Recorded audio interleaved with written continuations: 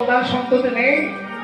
আমি ওই ঠাকুরের নাম অনুসরণ করে আমি ওর নাম দিলাম রঘুনাথ দাস।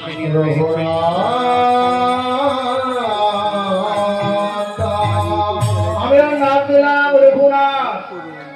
আমাদের বাসুদেবরা রঘুনন্দন সেই নাম অনুসরণ করে কমায়েরা।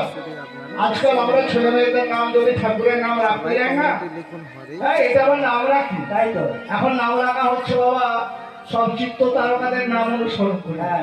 ফলে বড় বড় ক্রিকেট প্লেয়ারদের নাম অনুসরণ করে তাদের সব নাম রাখা হচ্ছে। কিন্তু ছেলে মেয়েদের নাম যদি ঈশ্বরের নাম রাখা যায়, আমরা দুটো কাজ হয়ে যাবে।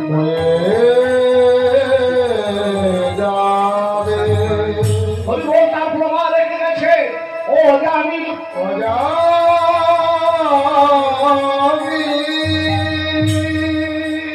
ওই ছোট ছেলেটার নাম রেখেছিল নারায়ণ।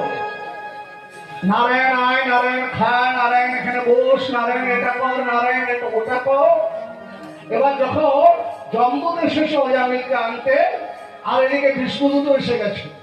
যখন বিষ্ণুদূত দেখেছে যে জমদূত এসেছে, আর জমদূত যারা যখন দেখেছে যে বিষ্ণুদূত এসেছে, অজামিলের দেহ থেকে প্রাণ থেকে বের হলে ওর আত্মাটা জমদূতেরা বলছে এটা আমরা নিয়ে যাবো, বিষ্ণুদূতেরা বলছে না এটা আমরা নিয়ে যাবো। আরে সারাটা জীবন যে নোংরামি করে কাটালো, একটা বাবা বাড়িতে একজন ছিল, স্কুলে জন্ম, জাতিতে ব্রাহ্মণ, স্কুলের মেয়েটাকে নিয়ে গিয়ে। দাদা বেচাকেনা কেমন হচ্ছে? বেচাকেনা কেমন হচ্ছে? দাদা বলতে চাইছে যে বেচাকেনা মানে নেই, মানে এখন মেন ব্যাপার মানুষের হাতে পয়সা নেই। কি দাদা কেমন?